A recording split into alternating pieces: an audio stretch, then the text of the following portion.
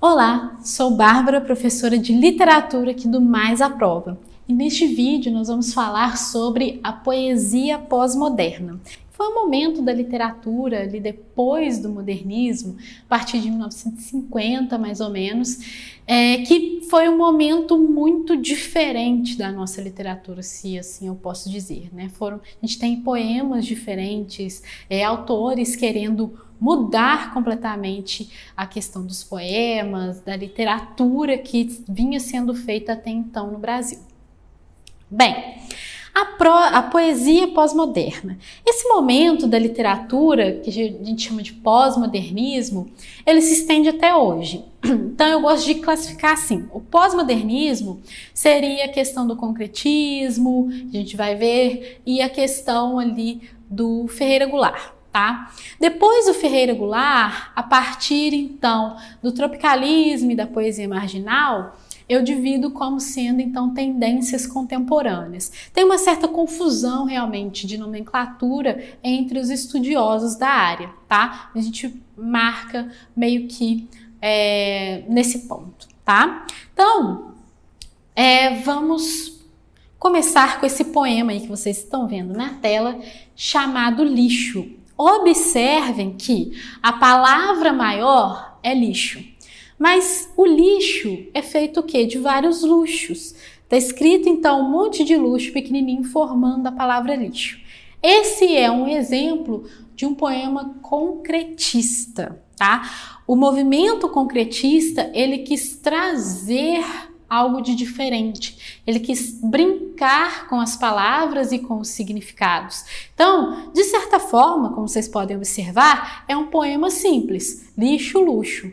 Mas a gente pode tirar vários significados daí de dentro, né? Inclusive, a palavra lixo tem uma letra, vamos dizer assim, comum, e a palavra luxo tem uma letra mais bordada, diferente. Então, a gente pode falar, por exemplo, que a quantidade de luxo, tanto luxo gera muito lixo. O luxo é um lixo. Então, a questão de classes, por exemplo, os ricos e os pobres. Então, o lixo é o maior. Vamos dizer que são as pessoas pobres. E os luxos são menores. A gente pode entender que os pobres sustentam os ricos, né? Os pobres trabalham para os ricos. A gente tem então uma crítica social aí aos ricos. A gente pode entender várias coisas a partir desse simples jogo de palavras com as palavras lixo e luxo. Bem, então a gente já tem uma amostra do que seria o concretismo aí. Então, o que foi o concretismo? Foi um movimento que começou em 1956 com três poetas de São Paulo: Décio Pignatari, Augusto de Campos e Haroldo de Campos. Os dois últimos são irmãos, né? Bem, eles lançaram uma revista e nessa revista tinha um manifesto concretista. Então ali eles explicaram como que seria o trabalho deles com os poemas a partir de então. Porque até então os poemas eram bonitinhos, né? Cada versos, estrofes, rimas, e ali, a partir desse momento, eles quiseram quebrar com a estrutura tradicional do poema, quiseram modificar tudo isso que havia na literatura até então, fazer jogos de palavras, utilizar o espaço em branco da folha de papel. Então, por exemplo, eles pegavam uma folha de papel e ali eles trabalhavam em cima daquele espaço, trabalhavam palavras, e cada palavra tem um significado na construção do poema. O leitor, nesse processo, é um leitor ativo, então ele lê as palavras e vai construindo os significados de cada poema. Então, é uma construção do autor, do leitor, os jogos de palavras, os jogos de sons. E aí a gente tem o que a gente chama de experimentalismo. O que é experimentar? É testar. Então, eles testavam outras formas de fazer poesia. O rompimento com o verso tradicional, então essa quebra aí do poema tradicional como a gente conhece, em versos e estrofes. A exploração da forma das palavras, então a forma importa da palavra, igual a gente viu luxo e lixo, elas têm formas diferentes. A disposição gráfica dentro dessas palavras na folha de papel. Ampliação das possibilidades de leitura, então, por exemplo, o poema luxo, aliás, poema lixo, a gente vê várias possibilidades de leitura e interpretação daquele poema. E aí a gente tem o poema como sendo o poema objeto, que é a participação então ativa do leitor na construção de sentido desse poema. E a partir do concretismo, nós temos 2 desdobramentos, a poesia praxis e o poema processo. São desdobramentos do concretismo. A poesia, o poema processo, por exemplo, ele trabalha com palavras, às vezes uma palavra, às vezes só imagens. Então, a poesia deixa de ter aquele verso tradicional e vira uma palavra, uma imagem, uma colagem de manchetes e figuras e fotos de jornal. Então, tudo isso é poesia. E ali o leitor, ele é desafiado a interpretar esses poemas. Ele tem uma construção ativa no significado desses poemas. Então, eu trouxe aí para vocês, observem aí esses 4 poemas concretos. O primeiro, nós temos aí 2 possibilidades de leitura. Então, leiam junto comigo.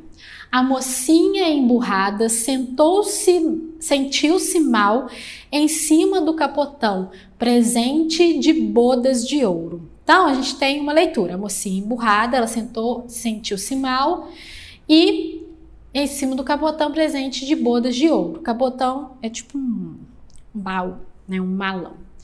E a mocinha empurrada sentou-se mal em cima do capitão, presente de botas de ouro. Então, olha só, o que a gente vê aí?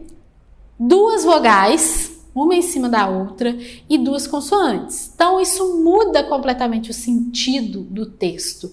Então, há uma construção que a mocinha estava se sentindo mal, e a outra construção é aquela que ela se sentou em cima do capitão que estava presente e usava botas de ouro.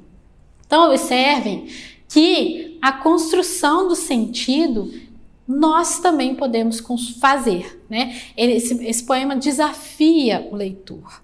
O próximo é o poema Velocidade. Observem que ele começa com vários Vs, então a gente pode entender que a velocidade, olha, ela vai diminuindo. Primeiro vários Vs, como se algo tivesse passado muito rápido, e por último, lá na última linha, a palavra velocidade, que aí a gente consegue ler a palavra toda, então quer dizer que a velocidade diminuiu.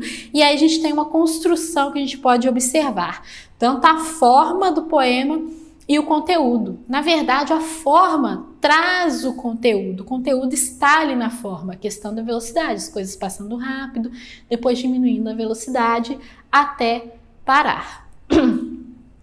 No poema do meio a gente tem tensão, e aí as outras palavras, tensão, cantem, tombem, também, sem som, com som, contem, cantem. Então a gente tem uma tensão, porque o que é tensão? A gente pode pensar, por exemplo, num elástico.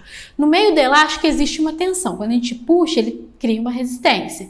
E ali a gente pode entender que em volta há coisas ligadas a essa tensão, com som, sem som. Coisas opostas. E no meio tem a tensão entre eles. Contem também, cantem também. Então, contem, cantem com som, tá vendo? Contem, cantem com som. Então, falar do outro lado, sem som, também, também. Então, há uma tensão, uma oposição entre o surdo e o sonoro, por exemplo, entre a fala e ficar calada, entre a fala e o silêncio, tá? Por último, a gente tem um poema bem famoso dessa fase chamado Coca-Cola. Beba Coca-Cola, babe cola, beba coca, babe cola, caco. Caco, cola, cloaca. Então esse poema essa época aí de 1950, a Coca-Cola estava assim no auge e a propaganda era beber Coca-Cola. Então a gente pode entender esse poema, por isso que é bom entender o contexto histórico, né, dos momentos literários. Então, nesse contexto, a Coca-Cola estava no auge e representava o poder dos Estados Unidos, o poder do capitalismo no mundo. E por quê? Né? Na época da Guerra Fria, o capitalismo e o socialismo ali, um contra o outro. Então, a gente percebe aí uma crítica, o quê? Aos Estados Unidos, ao imperialismo, ao capitalismo, ao consumo exagerado das pessoas que o capitalismo traz. E no final, essa palavra cloaca significa esgoto, sujeira, algo ruim. Então, no final, essa Coca-Cola seria um lixo, nada, seria esgoto, seria algo muito ruim. Por isso que tem essa crítica aí dentro desse poema. Caco, cola, a gente vira caco, a gente não é nada dentro de toda essa questão. Bem, continuando então. Ferreira Goulart. O Ferreira Goulart, o que ele tem a ver, né, com o concretismo? Ele tem tudo a ver. Primeiro, o Ferreira Goulart, ele nasceu em 1930 no Maranhão e lá ainda não tinham chegado essas tendências modernas. Ele ainda estava lá no parnasianismo, tá? Quando ele começou a escrever. Então, depois de um tempo, ele conheceu o modernismo e o concretismo. E ele começou como poeta concreto. Só que ele viu ali dentro desses poemas, por exemplo, que eu acabei de mostrar para vocês, que aquilo não fazia muito sentido. E ele até chegou a fazer uma pequena obra em cima disso, mas ele fundou então o neoconcretismo, porque ele queria voltar com o verso tradicional. Ele não via muito sentido em trabalhar as palavras, o espaço da folha, a forma. Ele queria um verso comum tradicional, porque ele tinha muito conteúdo para passar. Ele tratava de temáticas sociais, por exemplo. Então, para ele, aquela poesia concreta não servia para ele se expressar, tá? Então, vamos falar aí sobre o Ferreira Goulart. O poema mais famoso dele é o poema Sujo, tá? De 1977, foi escrito quando ele estava exilado na Argentina, devido à perseguição durante o governo militar, então ele preferiu sair do país para não ser pego, e lá ele escreveu o poema Sujo. Ele iniciou seus versos, como eu disse, inspirado no parnasianismo, depois que ele conheceu o modernismo, passou a ser concretista e depois neoconcretista. Ele, na verdade, ele era o Ferreira Goulart, né? Ele não se encaixava num padrão, porque a partir desse momento, a partir ali de 1950, agora, né, 56, como é o caso do concretismo, a partir ali para frente, a gente não tem muito padrão de escrita. Não é como o romantismo, né, que a segunda fase romântica, por exemplo, em que os autores falavam sobre seu universo íntimo, falavam muito sobre morte, sobre mulheres que não existem. Não, né? Tem, a partir desse momento no Brasil, uma diversidade de temas, de assuntos, de formas de escrever, né? Então ele se tornou concretista, mas ele não via sentido nesse tipo de arte e fundou o neoconcretismo. Ele trabalha, então, numa poesia engajada e de denúncia social, tá? Poesia engajada que trabalha temas sociais, políticos, trabalha os problemas do país. E nessa época que ele escrevia, o país passava por uma fase de governo militar, né? Em que muitos autores que tinham ideias de esquerda eram sim perseguidos, porque o governo militar ele foi instaurado para evitar que o país se tornasse comunista. A intenção era tornar o Brasil comunista, assim como Cuba, assim como era a União Soviética. Então os militares interviram e falaram, não, aqui o comunismo não entra. Então eles começaram a combater esses autores comunistas, artistas no geral, cantores, autores, escultores, enfim.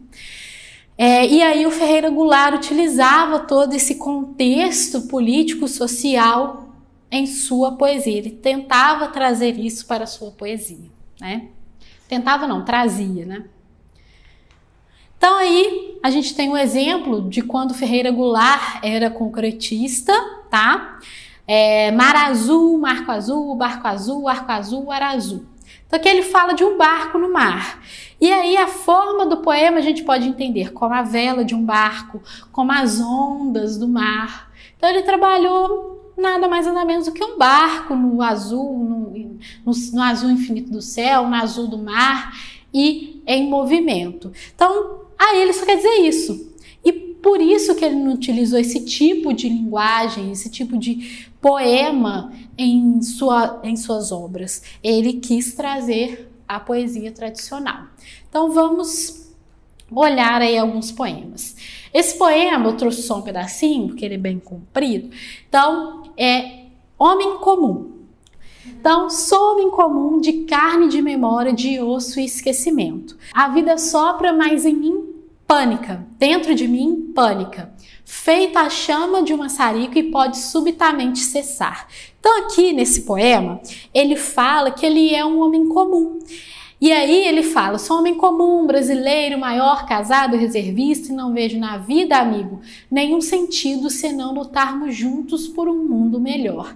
E aí ele vai falando sobre ele ser um homem comum, assim como todos os homens comuns que moram no Brasil, e que eles devem então se juntar e resistir às forças, por exemplo, políticas, sociais, combater os problemas unidos. Então ele fala que ele é um homem comum como você e ele meio que convida a todas as pessoas comuns a se imporem dentro da política, da sociedade, tá? Vamos a um próximo poema.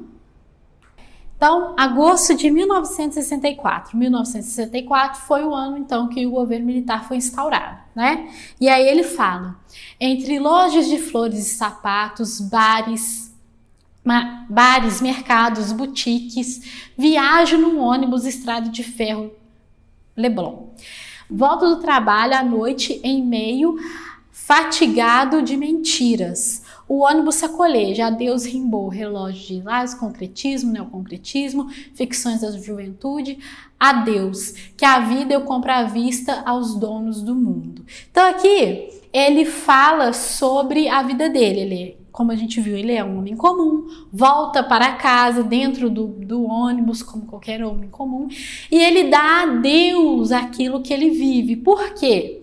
Porque é aquilo que eu falei, né? Quando o governo militar foi instaurado, os artistas começaram a ficar preocupados. Então ele dá adeus a tudo e ele fala no final ali, ó, que a poesia agora responde a inquérito policial. Então ele dá adeus a tudo como se ele fosse parar de escrever, mas ele não para, né? Ele se exila, ele tenta fugir para poder continuar escrevendo e fazendo seus poemas de denúncia social. Próximo poema, Meu Povo, Meu Poema. Esse poema aí já caiu no PISM, tá? Então aqui ele fala sobre a relação íntima que o povo tem com a poesia dele. O povo é que alimenta a poesia dele, a sociedade, os problemas sociais, as desigualdades, as questões políticas. Então o povo é quem constrói o poema. O povo é o assunto da poesia do Ferreira Goulart. Então a gente vê aqui nesse poema essa questão que ele quer, que ele é o povo dele e o poema dele que andam juntos. O povo é assunto do poema, o povo alimenta o que ele quer dizer. Vamos a um próximo poema aí. Cantiga para não morrer. Esse poema, ele é meio diferente, por isso que eu trouxe. Então, ele não é essa poesia engajada, social. Ele aí é um pouco lírico, amoroso. Então, ó. Quando você for embora, moça branca como a neve, me leve. Então, aqui a gente pode lembrar um pouquinho até do romantismo, né? Moça branca, quando você for embora. Se caso você não possa me carregar pela mão, menina branca de neve, me leve no coração. Se no coração não possa por acaso me levar, moça de sonho e de neve, me leve no seu lembrar. E se aí também não possa, por tanta coisa que leve, já vive em seu pensamento, menina branca de neve, me leve no esquecimento. Então ele faz aqui cantiga para não morrer, porque ele não quer morrer aonde? No sentimento da outra pessoa, na memória da outra pessoa. Então é como se ele fosse sendo retirado, né? Se você for embora, me leve. E aí ele fala que ele pode levar, que ela pode levá-lo no coração, depois nas lembranças e por último no esquecimento. Então de forma que ele nunca seja esquecido se ela for embora, tá? E mesmo que ela esqueça, que ela não esqueça dele. Então aqui a gente tem um poema diferente de Ferreira Goulart, para vocês verem que não era só poesia engajada, a obra dele é muito extensa, então alguma coisa sempre vai fugir do padrão que a gente conhece. Esse poema Não Há Vagas é muito, muito importante para a literatura. Então, olha só, não há vagas. O preço do feijão não cabe no poema. O preço do arroz não cabe no poema. Não cabem no poema o gás, a luz, o telefone, a sonegação do leite, da carne, do açúcar, do pão. O funcionário público não cabe no poema com seu salário de fome, sua vida fechada em arquivos. Não cabe no poema o operário que esmerila seu dia de aço e carvão nas oficinas escuras, porque o poema, senhores, está fechado, não há vagas. Só cabe no poema o homem sem estômago, a mulher de nuvens, a fruta sem preço. O poema, senhores, não fede nem cheira. Então aqui ele faz várias críticas. Primeiro, a gente pode perceber que ele usa o verbo caber. Então ele fala que o preço do feijão não cabe no poema. A gente pode entender de duas formas o verbo caber. Tanto caber de tamanho, o preço do feijão é tão grande que ele não se encaixa ali dentro do poema, não se encaixa na folha de papel, tem muitos números. Ou não cabe dizer, aqui não é local de falar sobre o preço do feijão, por exemplo. Então, caber de tamanho não é autorizado, aqui no poema a gente não fala sobre essas coisas. E aí ele fala sobre a questão ali financeira, política, ele fala do funcionário público. É bom esclarecer que nessa época o funcionário público ganhava pouco, tá? Por isso que fala ali, o funcionário público não cabe no poema com seu salário de fome e sua vida fechada em arquivos. Naquela época, o funcionário público não recebia tão bem quanto a gente sabe que recebe hoje, tá? Por isso que ele fala isso. Não cabe no poema o operário que esmerila seu dia de aço e carvão. E aí ele fala que o poema não é lugar de dizer sobre as verdades, né, sobre a sociedade, sobre os problemas sociais. Ele fala que então só cabe no poema o homem sem estômago, que é estômago, por que o homem sem estômago? É o homem que não sente nada. Muitas vezes a gente fica nervoso, ansioso, tem algum sentimento e passa inclusive fome, né? Ele está falando até das pessoas que passam fome. Então, ali não cabe dizer, falar sobre as pessoas que passam fome, sobre os problemas que as pessoas vivem. Porque o estômago, muita gente sente mal do estômago por causa de outros problemas. A mulher de nuvens, é aquela mulher que não existe, imaginária, aquela do romantismo, por exemplo. É uma mulher perfeita, um anjo. Isso é o que caberia, então, no poema. Um homem que não sente fome, uma mulher que não existe, não é real, e a fruta que não tem preço. Então, o que não cabe no poema é a crítica, e o que cabe é algo que não existe, algo inventado, algo para tirar o foco dos problemas, que não traga problemas. E aí ele fala, o poema, senhores, não fede nem cheira. Então, se for para falar sobre isso, sobre o homem sem estômago, a mulher de nuvens e a fruta sem preço, então o poema não vai fazer sentido, o poema não fede nem cheira, não vai mudar nada, não tem sentido, não tem significado, tá bom? É um poema muito interessante dele.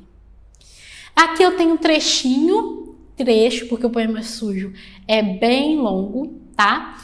E aí no poema sujo ele fala, é sujo mesmo, tanto relacionado à sujeira, porque ele teve que fugir da perseguição no Brasil e ele viveu pelos cantos, pelos lugares mais obscuros que a gente conhece, pelas ruas. Então vivia escondido e ele tinha contato com sujeira, com prostitutas, com bandidos, porque ele tinha ali que viver marginalmente, viver à margem, escondido. Então a gente trouxe aí um pedacinho. E aí ele fala: e também rastejas comigo pelos túneis das noites clandestinas sob o céu constelado do país, entre fulgor e lepra. Então a gente pode ver que ele vai sendo clandestino, ele vai se escondendo, rastejando. Por quê? Para poder fugir da perseguição. E ele passa por muitos locais realmente sujos, né? Então, pessoal, eu trouxe aí para vocês alguns exemplos, tanto da poesia concreta quanto do Ferreira Goulart, momentos importantes aí da nossa literatura. A poesia concreta foi um momento de transformação da literatura, mas assim, ela nem perdurou muito tempo, não, sabe? Ela foi... Os poetas preferiram fazer o que sempre fizeram. Lógico que acrescentando uma coisa ali, outra ali. E também, a partir desse momento, a questão social foi ficando cada vez mais evidente dentro da nossa literatura. No início do modernismo a gente já tinha muito disso, no realismo também, algumas questões sociais, mas a partir desse momento pós-moderno, com a questão também do governo militar, os artistas aí incomodados com as questões da perseguição, eles querendo um tipo de governo, etc., então, a literatura ela mudou bastante e as questões sociais e políticas começaram a ser muito abordadas a partir desse momento. Então, pessoal, eu vou ficando por aqui. Se você gostou desse vídeo, não deixe de curtir, comentar, compartilhar, se inscrever no canal para poder continuar recebendo aí os nossos conteúdos e também